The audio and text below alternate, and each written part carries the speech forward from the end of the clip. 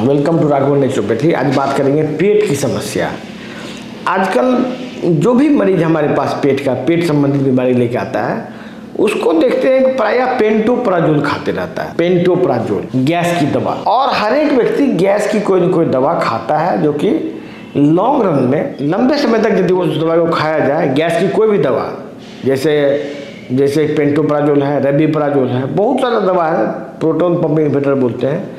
इसके बाद दवाई है रेनिटिडीन, सिमेटिडीन, मतलब वो H2 ब्लॉकर या H1 ब्लॉकर है। ये दोनों ही का काम पेट से एसिड बनना बंद कर देता है, मतलब एसिड कम बनेगा आपकी बॉडी में, और लेट्रिन में एसिड कम आएगा। पेट में एसिड कम आएगा तो आपको ये गला में जो प्रॉब्लम होता है, जो एसिडिटी का, वो लगेगा कि हमको सॉल्व हो गया, कुछ घट गया। लेकिन वो यदि आप लंबे समय तक खाते हैं तो यही दवाई से कैंसर होता है, इससे ऑस्टियोपोरोसिस होता है, हड्डी कमजोर हो जाता है, ब्रेन डैमेज होता है, ब्रेन में याददाश्त की कमी हो जाती है, और धीरे धीरे करके पूरा बॉडी ही एसिडिक हो जाता है, जिससे और भी कई बीमारी हो सकता है। किडनी फेल भी हो सकता है, लीवर फेल भी हो सकता है। ऐसा इसीलिए कि जो आप एसिड आपका पेट में बनना था, वो एसिड पेट में नहीं बन के आपके ब्लड में रह गया, और पूरे ब्लड में सर्कुलेट कर रहा है एसिडिक ब्लड। क्यों?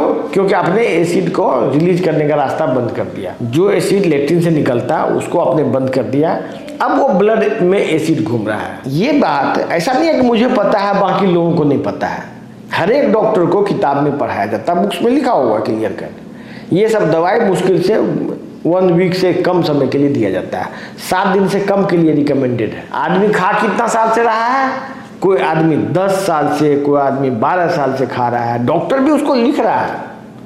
तो ये जो हरासमेंट आया है मेडिकल प्रोफेशन में, ये जो हरासमेंट है, ये जो आप देखते हैं, ये हरासमेंट की वजह से आज कैंसर सब जगह फैल रहा है। लोग ये बात जानना चाहते हैं, हमारे पास लोग आते हैं कि हमने तो कभी बीड़ी नहीं पिया, कभी सिगरेट नहीं पिया, ना ही हम दारू पीते हैं, फिर भी हमको लंग कैंसर कैसे हो? मरीज को गुमराह किया जाता है। मरीज को यह बताया जाता है कि सिगरेट बीड़ी पीने से लंग कैंसर होता है। जैसे लग रहा है कि गेहूं खाने से नहीं होता है। गेहूं खाने से कैंसर होता है। गेहूं से जो भी आप भोजन खा रहे हैं, इसी वजह से आपको कैंसर हो रहा है, किडनी फेल हो रहा है, हार्ट फेल हो रहा है। तो ये बात कौन बताएगा? ये बात किसी को कोई बता नहीं रहा है।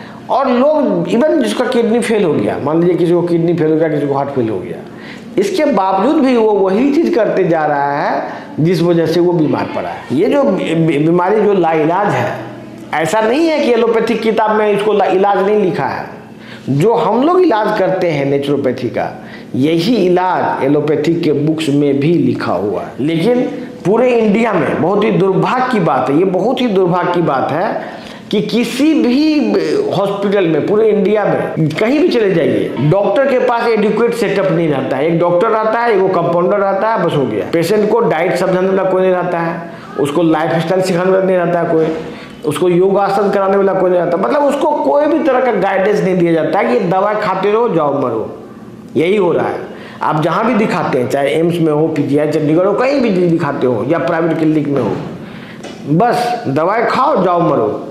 इसके सिवाय डॉक्टरी कुछ भी नहीं रह गया है। इसी चीज को रिप्लेस करने के लिए हमारी संस्था पूरे इंडिया में नेचुरोपैथ सेंटर खोलने जा रही है। उस नेचुरोपैथ सेंटर में आपका प्रॉपर ट्रीटमेंट होगा, आपकी बात सुनी जाएगी, और आपके इलाज को, बीमारी को ठीक करने के लिए कोशिश की जाएगी। ऐसे संस्था पे प्राय लोग षड्यंत्र करते हैं। एलोपैथी का डॉक्टर, एलोपैथी की संस्था, वो जिन लोगों को इससे प्रॉब्लम होगा, वो हमारे खिलाफ षड्यंत्र करेगा। तो इसमें आम लोगों को ये बात हम लोग रिक्वेस्ट करते हैं कि ऐसी संस्था को बचाने का काम आप लोग करेंगे। इस वीडियो को भी ज़्यादा से ज़्यादा लोगों तक शेयर कीजिए। धन्यवाद।